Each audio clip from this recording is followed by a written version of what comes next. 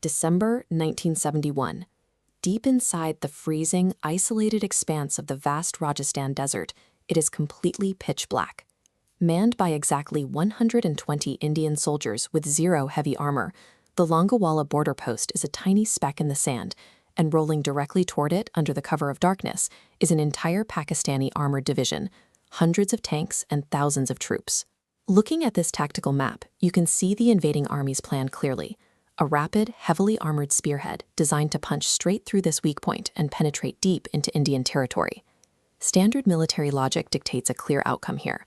A lightly armed infantry unit facing an armored division in open terrain is mathematically guaranteed to be annihilated within hours.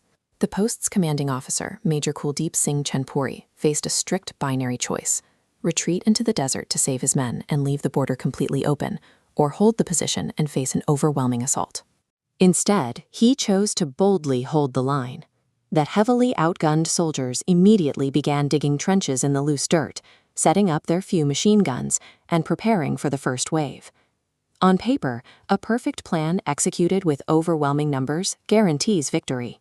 In the physical world, environmental friction dictates the outcome.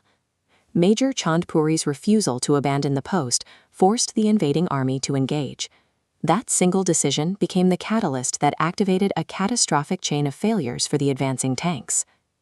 The first major error in the assault was a failure to account for the physics of the battlefield. The attacking command assumed their heavy armor would move swiftly through the night. They ignored the desert sand. Heavy tank treads are engineered to grip compacted earth.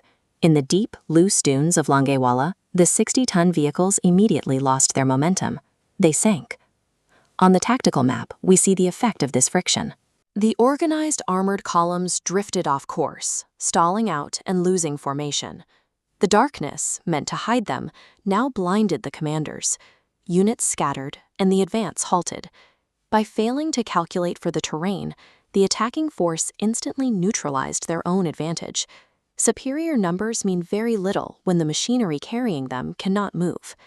The 120 Indian soldiers capitalized on this stalled advance immediately. They used the high dunes as natural cover, firing selectively at the confused tanks from elevated positions. They created a tactical illusion by combining precise, limited gunfire from multiple angles with heavy radio chatter. The tiny unit projected the signature of a massive battalion. This triggered the third chain of failure, a psychological collapse.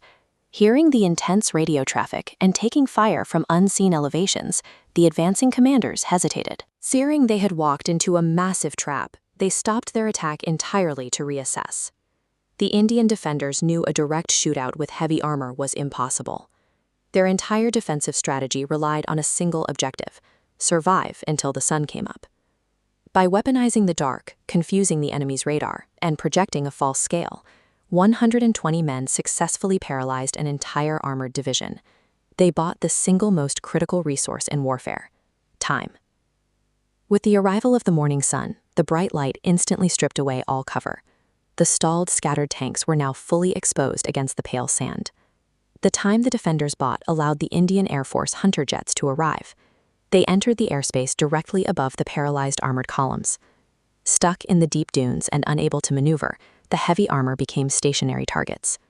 The jets systematically picked off the tanks, striking them one by one. The Pakistani chain of command entirely collapsed. Surviving crews abandoned their vehicles in the sand and fled on foot into the desert to escape the aerial bombardment. The attacking force survived the night's gunfire, but they could not survive the morning light. The destruction of the armored column was finalized by the turning of the earth and the rising of the sun. By the end of the engagement, dozens of destroyed tanks littered the dunes, standing as iron monuments to a heavily flawed assault. When the hostilities formally ended, the Battle of Longewala was cemented into the historical record. Longewala stands as a masterclass in the exploitation of an opponent's miscalculations. Environmental awareness, exact timing, and positional leverage dismantled a mathematically superior force. The desert itself became a weapon against those who ignored its rules. True victory rarely belongs to the army with the heaviest armor. It belongs to the force that makes the exact right decision at the exact right time.